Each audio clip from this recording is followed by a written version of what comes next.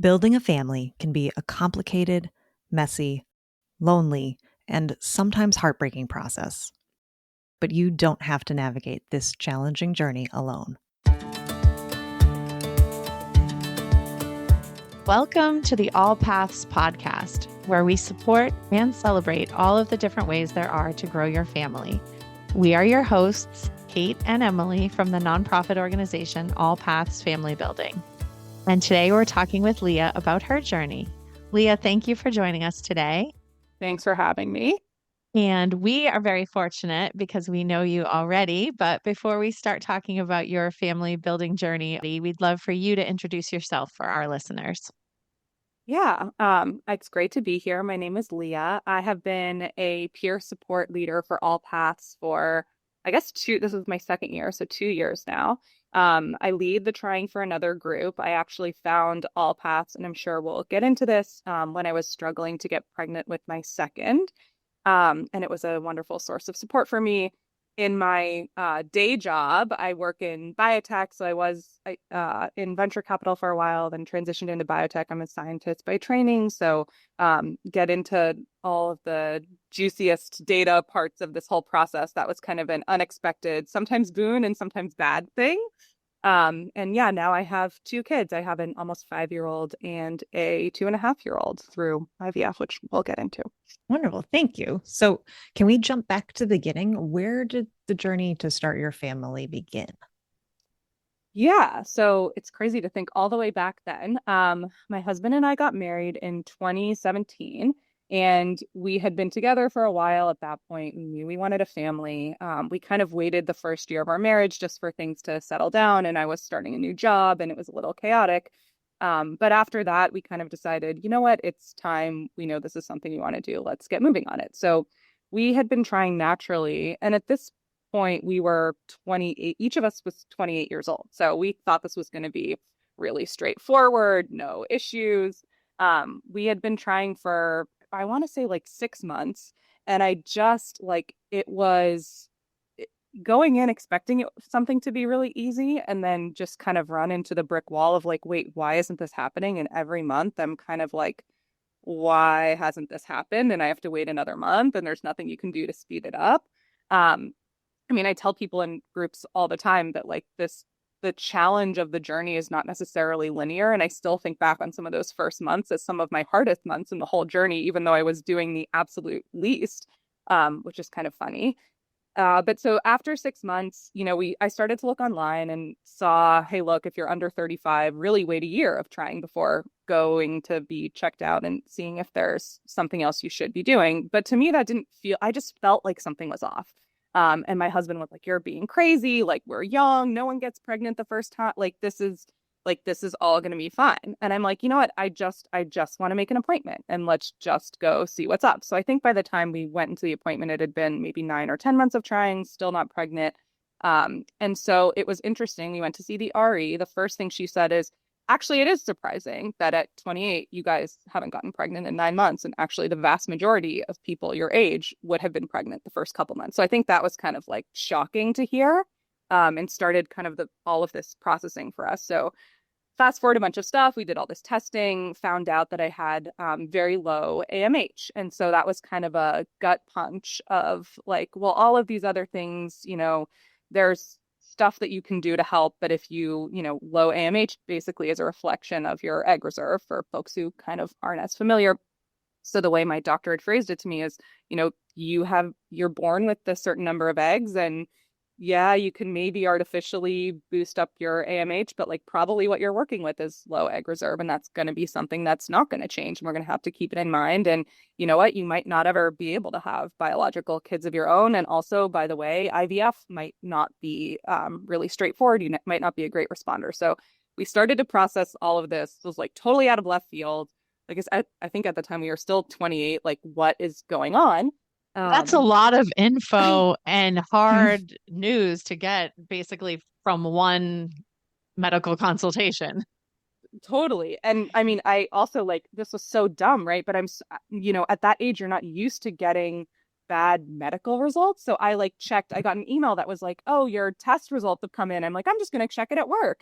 And I log on and I'm like, what? Because my doctor had told me, like, we want your AMH over 1. And I saw the number was like under zero point 0.5 or something. I'm like, that's not good. So I learned a lot through all of this in terms of kind of how to receive information and how I best receive information, how to set myself up for that.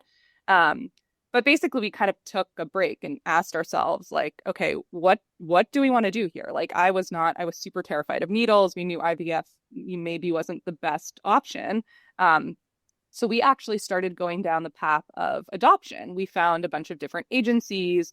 We started the process with an agency that we met and we really kind of clicked with. You go through and you see, there's a whole another set of things with adoption, which you guys have also covered.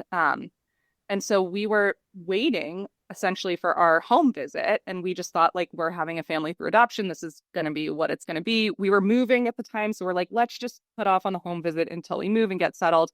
And like, we just lucked out. And we are one of those couples where, like, shockingly, we got pregnant naturally after what at that point must have been a year plus of trying. And so I was a little bit shell shocked. Like, is this real? Is this going to stick? And actually, through the whole adoption process was when I started listening to podcasts about infertility and trying to just kind of open my eye in terms of what are the stories that people have and kind of what are the different paths that people can go on. I personally didn't know anyone who had adopted. So for me, kind of hearing, and this is like a thread that we'll come back to, but hearing about other people on their family building journeys, it's one of the reasons why I'm so excited that this podcast exists. It's one of the reasons why I love the support groups, is just being able to listen to other people's stories and recognize yourself and their emotions. There's something that's so cathartic about that. And so I felt like now I didn't know anyone personally who had been through adoption, been through fertility challenges at that point. I felt like better about the whole thing. I just felt this sense of comfort that I didn't have before. So we got pregnant naturally. Anyways, fast forward all of kind of the adoption legalese stuff we were going through. We put that on hold because we thought, like, okay, you know what, maybe this is going to work. I was petrified because I was like, well, my eggs are so shitty. Is this really going to work out? Like, are we sure that I'm pregnant? And thankfully everything went smoothly. We had my son. He was a horrific newborn, which is a totally different story. But we had a healthy boy in December of 2019, which was amazing.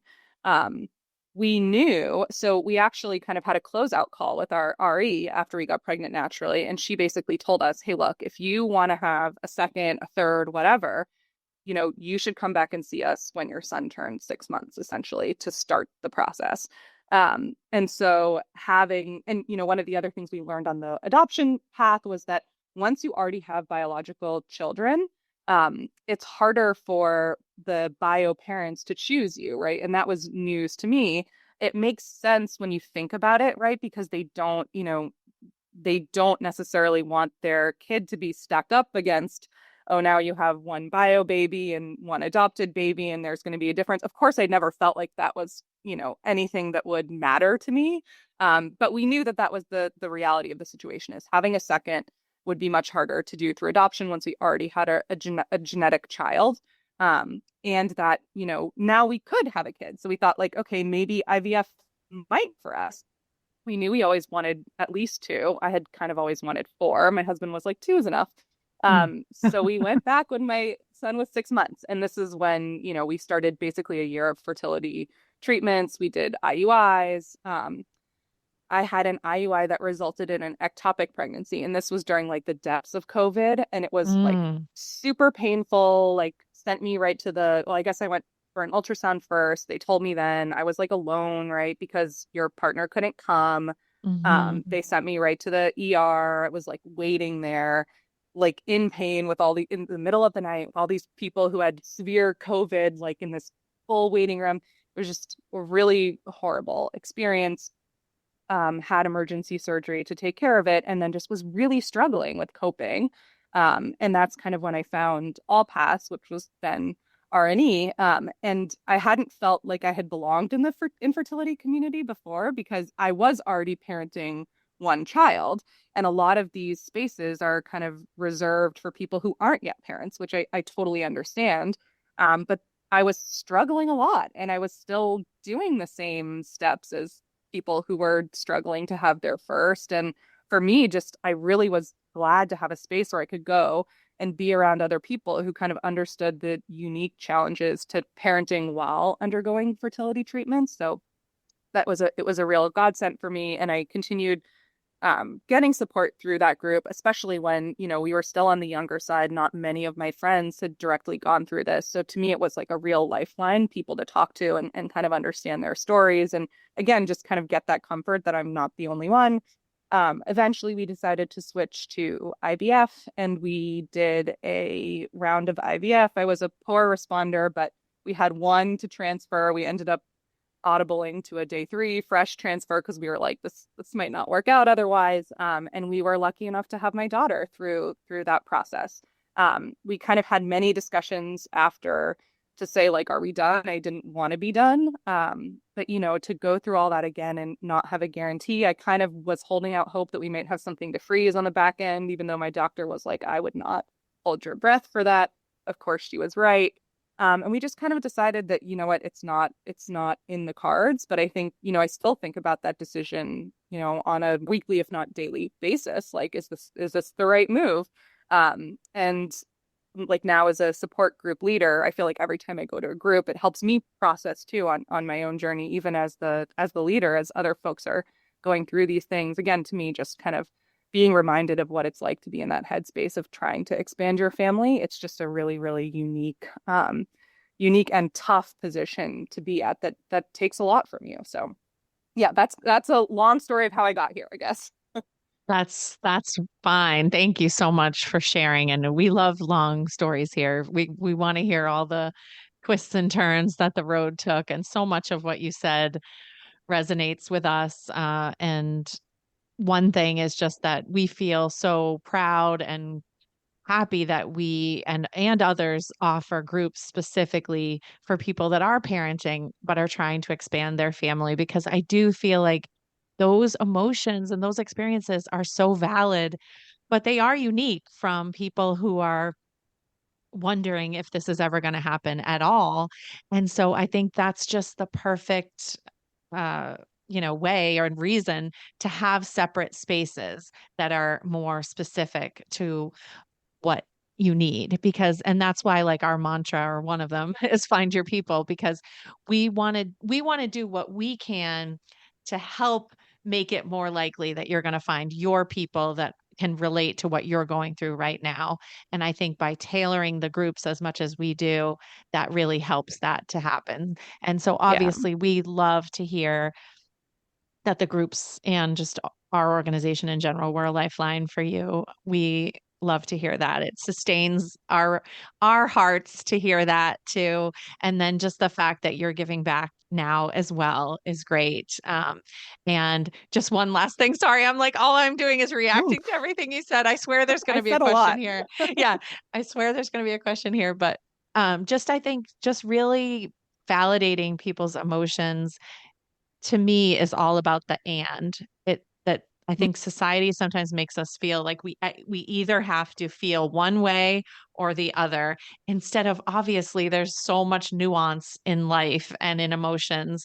And to me, it's like you can be so grateful to be a parent and struggle with parenting. Like you said, you had a challenging baby during COVID. I mean, as soon as you said he was born in December 2019, I'm like, oh, brother.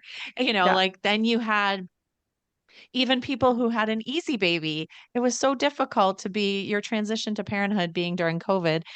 And so you can be so grateful and stressed about parenting and then want more. And even still, like you said, it's still an emotional journey because you still don't feel like you necessarily have the size family that you envisioned and dreamed.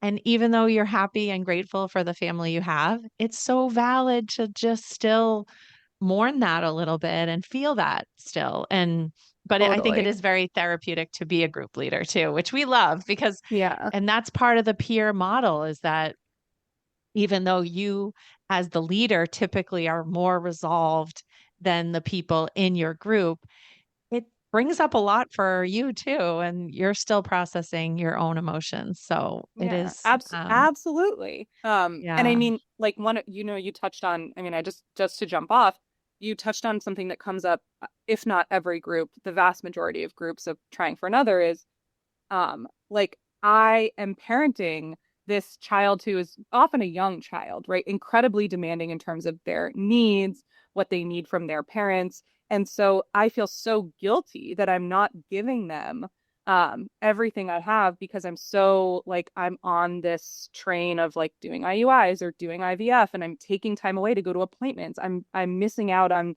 summer trips I wanted to take as a family. And so how do I kind of reconcile that guilt and also that gratitude I have for my existing family with my desire to grow it. And those are both totally legitimate things. But again, it's very specific to this whole trying for another Mhm. universe, but a real struggle that again is kind of front and center for a lot of folks.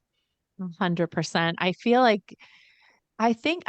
like there's more guilt in this part of our community than maybe any other one because, uh, you know, because of exactly that. I think a lot of people in our community, which is such a beautiful thing about people that we know, is the empathy you have for people that are still trying to become parents Mm, when they want that.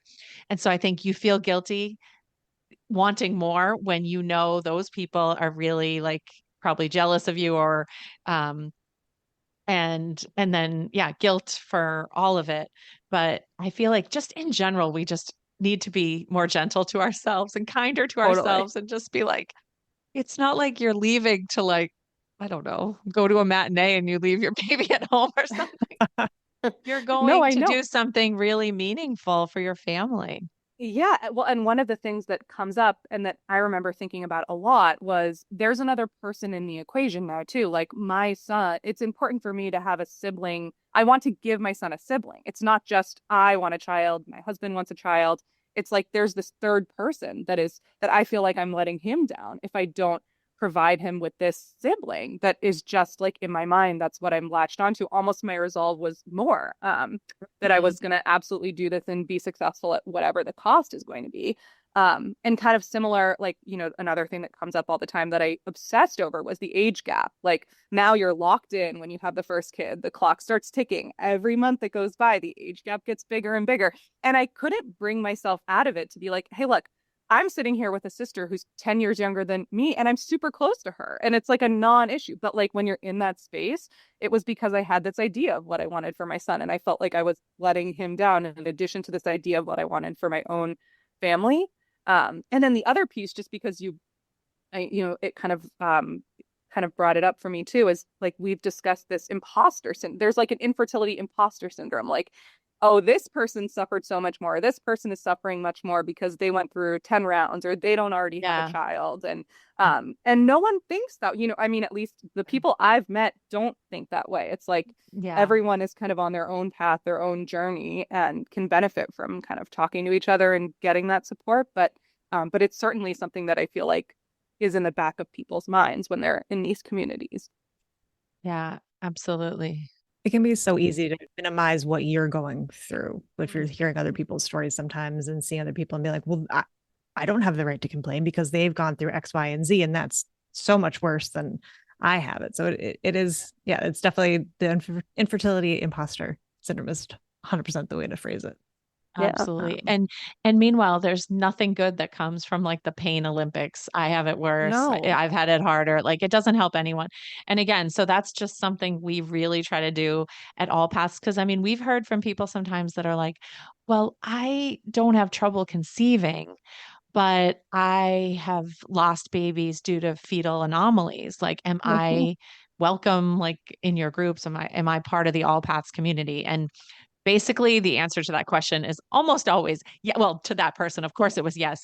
But when anyone asks us that, it's usually yes. I don't have trouble conceiving. I'm going through loss. Am I part of the community? Yes. Like Yeah. everyone, pretty much anyone who asks us, even I've been trying for years. And I think for emotional and physical reasons, I'm done trying and I'm going to try to be at peace with that. Am I part of the AllPaths community? Yes. So, but I think it's on us to do the work. We know that, we feel that way, but I think we have to do the work to make sure people know that and feel that. But I mean, our best ambassadors at doing that are support group leaders like you. So Yeah, and the groups are totally, I mean, every time that's come up, everyone is incredibly accepting. And we have folks all the time who, they haven't even gotten a formal infertility diagnosis and um they're welcome just the same as anyone else. And to me, that's part of the beauty is seeing kind of the openness and how folks really do want to share to help others. So yeah. that's great. Well, I love that. So, can you talk a little bit about? I feel like struggling to grow your family or expand your family has an impact on relationships across the board with loved ones in your life, with your own partner, if you have one, your relationship with your own body, your relationship with career. Can you talk a little bit about what some of those impacts were during that period where you were actively trying, either time or both? Yeah. Yeah. So for me, we kind of had two very different experiences with the first and the second. With the first, we didn't tell anyone that we were trying. We didn't tell anyone we were having trouble. It was only after I think I'd had my first ultrasound that we told, so this was like over a year into all of this, that we like told people that, and only like a few close trusted friends, like, hey, this was hard for us. And like, we're done with it now. It's in the past. We don't want to talk about it, but just like FYI, that's kind of what was going on. And the second time with my daughter, I actually felt like I was out, like I had to tell more people because it was impacting my life more. And I didn't like that. Like this kind of doing fertility treatment steals your ability from you to make decisions about certain types of information that you would not ordinarily want to share. That is impossible to not share when you need care for your child, right? Or when you have to drop everything to make it to a transfer, whatever it is. So for me, that second time around, we experimented with trying more people. I was like, you know what, the first time it was so hard, maybe it will be helpful actually for me to talk to some friends about it. And I actually felt, if I could do it all over again, and everyone is different, I didn't love that there were, now I'm counting on my friends to have the quote unquote right reaction as I'm sharing stuff. And I don't even know what the right reaction is, right? Like you're setting yourself up for disappointment in a way. And these people love you, that that it's hard to know what to say. And so for me, it was really tough on all types of relationships, friendships, on family relationships. And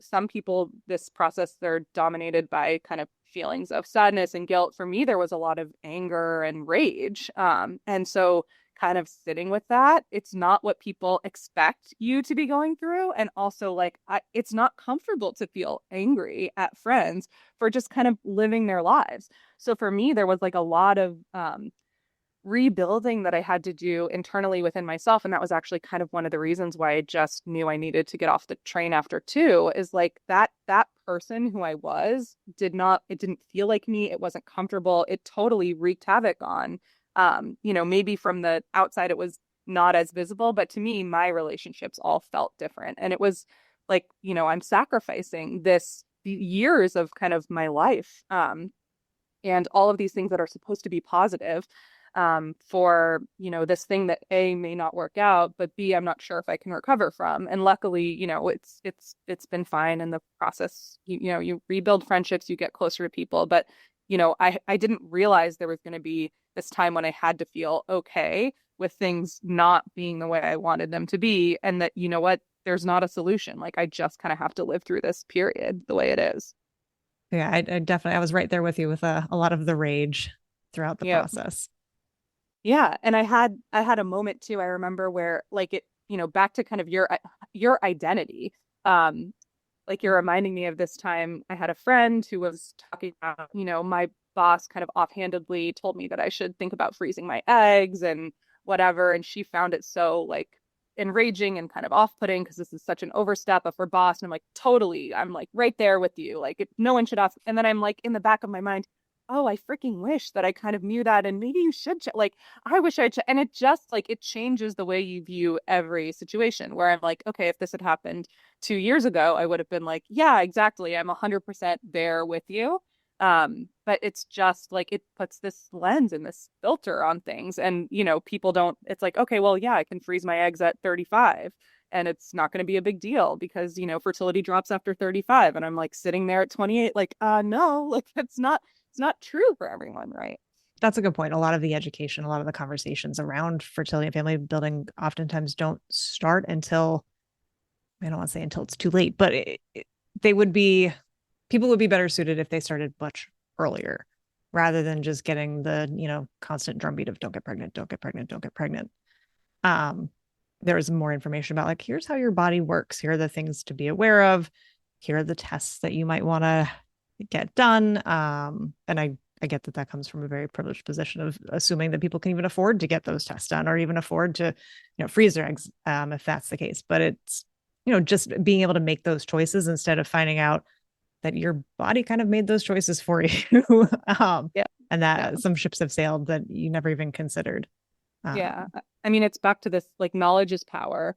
And, this might be people who are in their childbearing years. Again, this is maybe one of the first kind of experiences with a medical system that you have where you are kind of a chronic patient, essentially. And so like learning how to advocate for yourself, kind of understanding what you missed before, what you weren't paying close attention to, like it's kind of a lot of people's, I think, first foray there. And so that can also be tricky when you're like, wait, why didn't someone tell me this? And this doctor told me a different thing. And like, I wish there was some kind of standardized knowledge source that we were all provided. But it's not that way.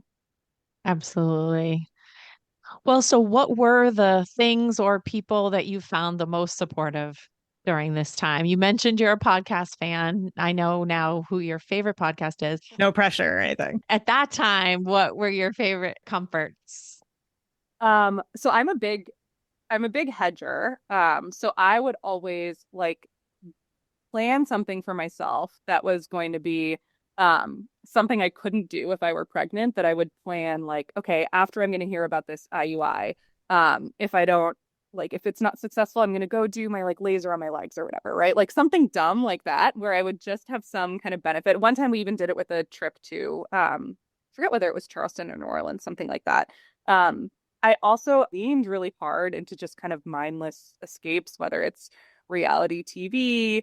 I listened to a ton of podcasts. So actually, one of the first infertility podcasts I listened to is called Matt and Dory's Excellent Adventure, if you guys know that one, just because I was hearing, again, back to this, like I loved hearing kind of the updates, like here's this couple going through it, and here's this stuff that, not just they are going through, but their listeners and folks who would call in. And it's just like it was being connected to a community in a way that just like I was not able to find in my kind of immediate vicinity of folks who I knew. So to me, also, the pandemic helped with a ton of this because communities were online in a way that they just hadn't been before. And so they were much more accessible. And to me, like I'm the kind of person that will go read a ton and kind of absorb. And so there were just endless ways to do that with COVID. And so I know that that's not, again, for some people, that amount is overwhelming and it's tough to sift through. But for me, I actually found it incredibly comforting and really almost took my mind off my own situation to be like, oh, and now here's these 20 other things I didn't know that existed. And I felt like I almost like took a mini course in reproductive endocrinology. Mm-hmm. Absolutely. I used to love when I listened to Matt and Dory also. I mean, after I was already parenting, but I still just loved hearing it. And it does bring you right back. But I used to love when he would get so upset about paying for parking Oh, I know. at his clinic because he's like, seriously, they were paying out of pocket for their fertility treatment. So he's like, really? You need my $8? It kind of, well, you're too young to remember this, but it was reminding me of like Better Off Dead when they're like, $2, give me your $2. And that, It's so so I just relatable though. It's like I every supported last him with thing. that. It was like so petty. Like it was petty on the one hand, but like I so had his back. I'm like, this is ridiculous. Like, Yeah, and it's like, if you're the clinic, just roll it into the huge bill that they're paying. It does no one totally. any good to have that as a separate fee that just is infuriating him. I know it's like insult to injury. Yeah, I mean, and those like those very like small, inane inconveniences, I feel like can just blow out of proportion. You're already so stressed and it just adds. Well, when you're Mm. already on the edge, like to me, if you're already on the edge, a brisk wind will knock me right off the edge. So yes. Well, so I supported Matt. I had Matt's back on that. Totally. I feel like this comes up all the time with the insurance stuff where you're just like in these situations where it's like you can't possibly be serious. And I remember actually my first cycle, we were supposed to start Clomid with my son. And like I was fighting with CVS because they didn't accept the insurance. And like I had no idea how much Clomid cost. Like I thought that fertility meds were incredibly expensive. I didn't like kind of put two and two together, being like, this is an oral med. Maybe I should just like ask if I can pay for it out of like what the cost would be. But the person at CVS is like, no, it's not covered. You have to call all these things. And of course, like by the time I could get it approved, I missed the window. And I just like, that was like, I still remember that as like the lowest low where I just like picked up my phone, chucked it across the room. It slammed on the wall. And my husband was like, are you okay? And I'm like, no, I'm not okay Oh, because they didn't have the freaking, and then come to find out, I could have paid for it out of pocket. It would have been something like $40. And I'm just like, my hair, I swear, lit on fire. I'm like, you have got that. I missed a whole, because, in those, when you're in it, like missing a month and having a month setback is like, Oh, it feels it's like forever. the end of the world, mm. the end of the world. Yeah. So, And yeah, especially for such a stupid thing. Now I'm exactly. picturing you looking like anger from inside out. Yeah, I was thinking of Hades from Hercules, but yes. Fair. Oh, and everyone's just trying to do they're doing their jobs, and I get it, but it's like it's just that last little minor thing where it's like I didn't ask how much this would be, and like they missed some number on my card, and that's why we're in this thing. It was just like that was it. That was too much. So looking back, what is one thing that you would say to someone who is just starting to grow their family? Yeah. So I think it's kind of related to some of the stuff you were talking about earlier. And I had actually a therapist tell me this when I was struggling with the ectopic fallout, which is like who you are, like the friend, the daughter, the brother, sister, spouse, whoever, when you're going through like this journey, the worst kind of moments on the journey, that's not who you are, right? Like you at your worst moment is not you, and that you will get back to you. Like you haven't kind of lost some fundamental essence. I feel like it's a tough, stressful thing to go through. And so to kind of give yourself grace and realize that like you might behave in ways that you're not proud of, or you might not be able to show up for a friend or be as close to a sister who's kind of on her third kid, right? But that's okay. And that doesn't mean that that you're kind of a mean, angry, grinchy person and you'll never be the version of yourself who you loved before. Like that's not necessarily true. So not to beat yourself up on kind of how you act at your lowest moments. I guess how I would summarize that, that this doesn't bring out the best in anyone. And so to just kind of realize that, recognize it, and not be harder on yourself than you need to be, because this journey is already hard enough. I wish someone had told me that when I was starting out all of this, so I didn't have to feel like I was the worst wife, the worst sister, the worst friend, at my lowest. I wish someone had told me that. I love that because it's so all encompassing. You can't see any way out of it. You're just like, well, this is life now. This is me now. This is horrible. Yeah. Yeah. Yeah. Someone to zoom back and give you that perspective, I think would have been really helpful. So thank you for sharing that. And then the flip side of that is, what's one thing that you wish people would never say to anyone who is struggling to build their family? Okay, so I thought a lot about this as I was listening to folks kind of tell theirs. I have two, so I'm gonna break the rules. One is just a very logistical thing, which is that can we just agree that pregnancy announcements should, like, don't make those in person. Don't pull people in to like have a special coffee or make them at a family event at Christmas. Mm-hmm. Like I know people think that especially when they know you've been struggling, they're like, oh, the right thing to do is to tell you face to face. I feel like the one thing I try to tell everyone now is like, tell people tough news in writing, give them time to react and kind of process on their own. So if you are trying to support someone and you have news that you think they might not take well, like don't force them to have their reaction in front of you. That's like a big one. that's, I guess, like less kind of a more practical thing. But I think the other thing that was, one thing that sticks out to me as something that was really unhelpful that someone said at the time was like, I just know it's all going to work out for you. I know you're going to have that second kid. I know. And it's like, at that point, I didn't even know what working out for me looked like. So how could you possibly know that it's going to work out for me? Like and also that's just not true. Like it might not. It's kind of a variant of look on the bright side, right? But I think people just don't realize how Yeah. off-putting that can be. Yeah. And it's like, we don't know that about anyone in this life. We don't know what's going to happen 10 minutes from now. Like, it's like that's such a it's like if people could just take that same intent and just turn ever so slightly to just saying like I'm wishing good things for you, or like I want, I'm thinking good thoughts for you because I want this to work out, is like even just, and sometimes depending on the Exactly. day, even that wouldn't be the, like you said, that might not be the right thing on a given day, but it's not so wrong as saying Yeah. I know it's going to work out for you. Yeah. Or even if they just said like, you guys deserve this to work out more than anyone I know, or something, is such like a lovely, I feel like just a lovelier Exactly. way to say it. But like my immediate reaction when people are like, I know it's going to be fine, is like, no, you don't. And Yeah. it probably won't be. Like, I'm like just pissed. Like Mhm. people, Right. people have said that to You me can't about, predict the future. yeah, Yeah. people have said that to me about politics. And I'm like, Oh my gosh, I know. Well, it also minimizes the suffering that you go through on a daily, weekly, whatever basis, right? Of like, well, yeah, maybe it's gonna be fine, but I'm not fine right now.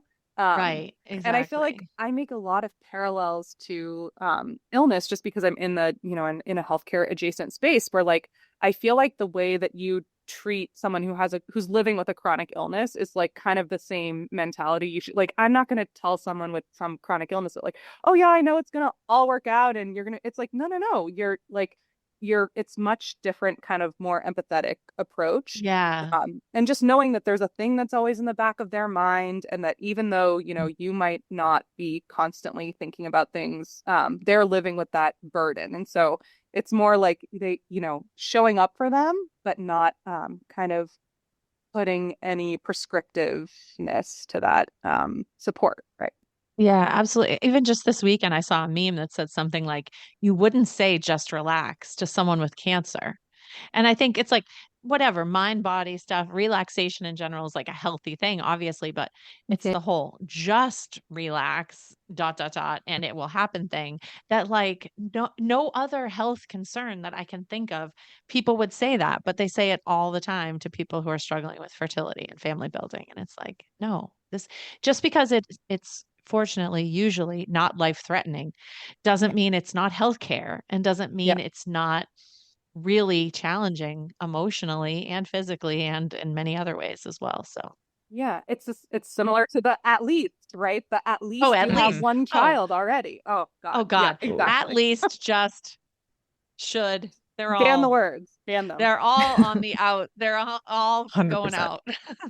They're not in anymore. Yeah, I'm supportive. Well, thank you Awesome. so much, Leah, for That not was just for so joining us great. today, but for everything that you do for the All Paths community. If anyone listening is resonating with Leah's story, you can come hang out with her at one of our Trying for Another groups. The registration info is on our website, but we'll pop the link in the show notes. And before we wrap up, is there anything that you would want to mention that we haven't asked about? No, I'll just echo again. I'm so grateful for you both for creating not just the All Paths communities in general, but specifically for this space. And you know, showcasing so many different diverse stories. To me, it's like it's a beauty of the community. It's how all of these people are connected and how you can see some positive through what are otherwise really tough circumstances. And it's so rare now that we get to feel like we're part of positive communities that, I mean, to me, it's a shining beacon of like, how do you kind of make something that's so awful a little bit more bearable for someone. So I just, again, I find these podcasts incredibly therapeutic, and I love listening to them and hearing people's stories. And I hope other people feel the same benefits that I do. And just thank you both for creating this. We hope you'll join us next time for more family building stories and resources. Be sure to subscribe wherever you listen to podcasts to make sure you never miss an episode. And follow us on social media at AllPaths FB, or visit our website, allpathsfb.org, for more information about our work. AllPaths Family Building is so grateful to the members of our circle of support who are vital to our ability to provide emotional support, education, and advocacy that is open to anyone struggling to grow their families. Today, we want to give a special thank you to our bronze sponsor, Boston IVF. Thank you for joining us for this episode. Please help spread the word so that anyone who is struggling to grow their family can join the conversation. It's an honor to walk with you on your family building journey.